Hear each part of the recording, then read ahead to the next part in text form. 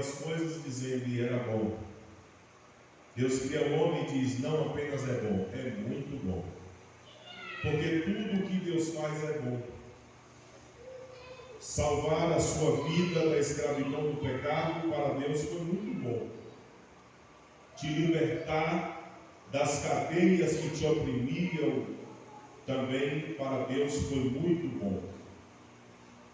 Levantar alguém que pudesse dar prosseguimento a um trabalho tão sério como o trabalho do profeta Elias também foi muito bom. Porque, como eu já disse, Deus nunca vai começar uma obra para deixar ela pela metade.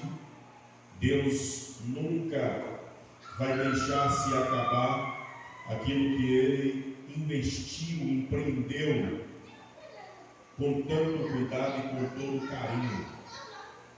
O fato de Elias ter prevalecido a tantas batalhas pesadas que ele enfrentou, não era simplesmente, queridos, porque Elias era um bom homem, mas é porque o bom Deus o chamou.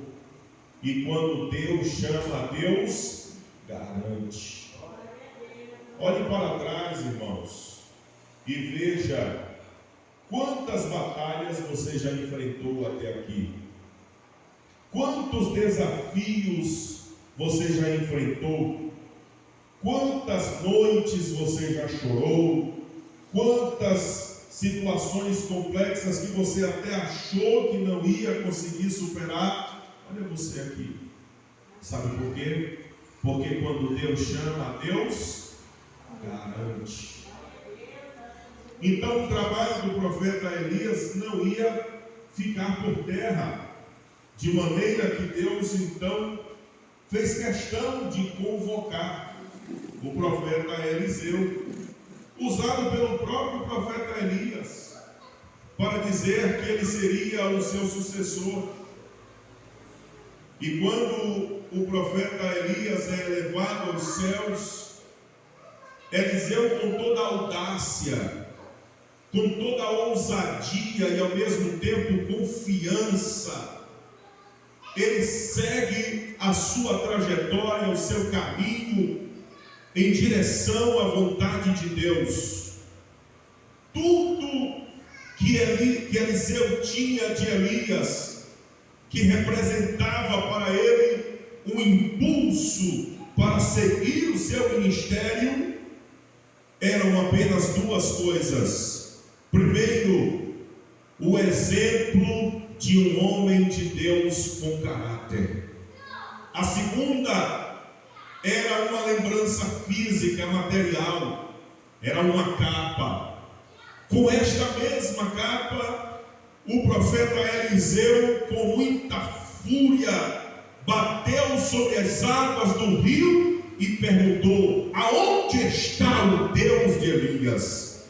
E quando ele bateu com aquela capa sobre aquele rio, as águas se dividiram ao meio. Era Deus dizendo: você perguntou pelo Deus de Elias, eu me faço presente. Tanto quanto estive presente na vida do Elias, também estou presente na sua vida. Aí está a prova que você queria. As águas se abrem. Glória a Deus. Porque este é o Deus que preserva a geração dos justos, mas este também é o Deus que preserva o legado de pessoas que têm dedicação para fazer a sua vontade. Deus estava dizendo: você pergunta onde eu estou, e eu te respondo: eu estou exatamente aqui, para continuar fazendo as mesmas coisas e muito mais do que eu fazia com Elias, eu também estou disposto a fazer com você.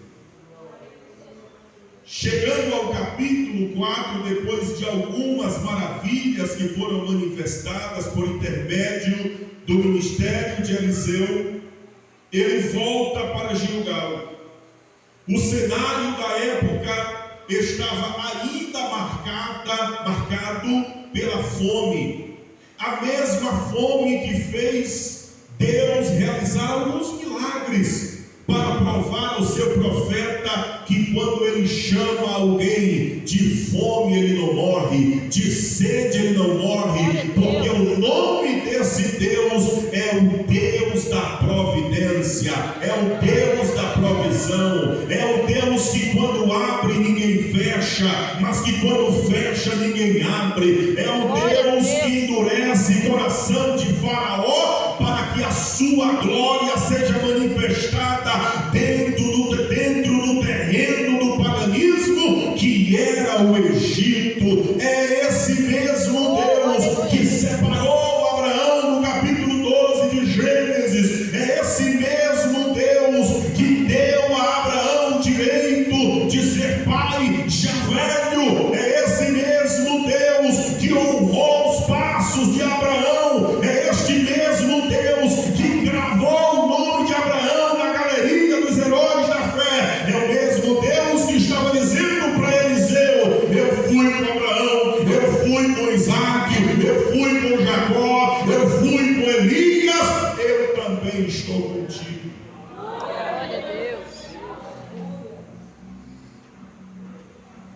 Quando chega, queridos, em Gilgal, um cenário marcado por fome, o texto ora lido diz para nós que Eliseu ele foi dar continuidade a um trabalho de discipulado profético que existia naquela época.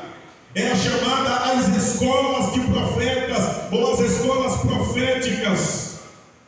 Aqui eu abro um parêntese, querido, para procurar entender como que algumas pessoas acham que basta Deus chamar e não precisa de mais nada. Precisa, Deus o chamou, mas a gente precisa se esforçar para aprender mais de Deus, para se relacionar mais com Deus, para nos submeter mais aos ensinos da palavra de Deus, porque Deus não nos deu uma fé ignorante, Ele nos deu uma fé racional. Aí os profetas estavam ali, os filhos dos profetas, que eram da época do profeta Elias, que estavam ainda perseverantes na escola profética, mas agora sobre a supervisão do profeta Eliseu. E quando ele se aproxima daquele cenário turvo, de fome, de escassez, porque todo homem de Deus, verdadeiramente chamado por Deus, é chamado para caminhar nos terrenos escorregadios, nos terrenos defeituosos, nas estradas escabrosas, mas com uma certeza: Deus está no controle da minha vida, e não importa as dificuldades que eu enfrente, e não importa a escassez que eu viva, Deus está comigo, Deus está no controle da minha vida. Glória a Deus. E ele chega para dar, queridos, a manutenção, a supervisão da história dos filhos dos profetas, acompanhado do seu moço.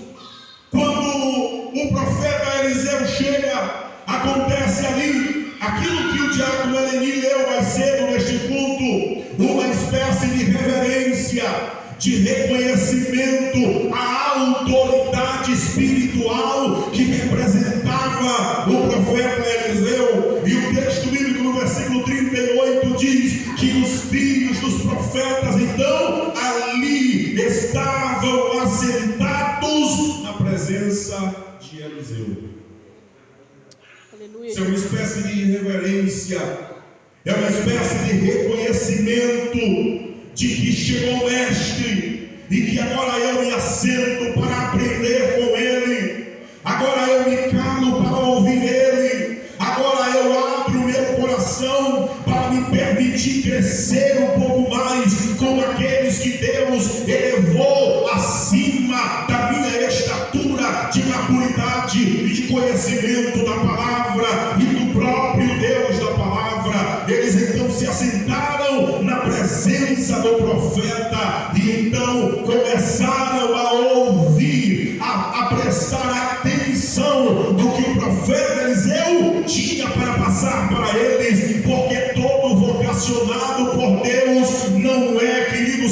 tornamos uma pessoa estéril. Não é como aquela figueira que Jesus foi até ela, procurou fruto e não encontrou. Mas todo vocacionado por Deus é alguém que tem o que dá, é alguém que sabe servir, é alguém que recebeu de Deus para poder passar às pessoas. O apóstolo São Paulo, quando se converteu ou foi convertido pelo Senhor Jesus, ele disse: porque eu recebi do Senhor o que também vos ensinei. Todo vocacionado, ele é cheio, ele tem o que passar, ele tem o que contribuir, ele tem o que repartir, porque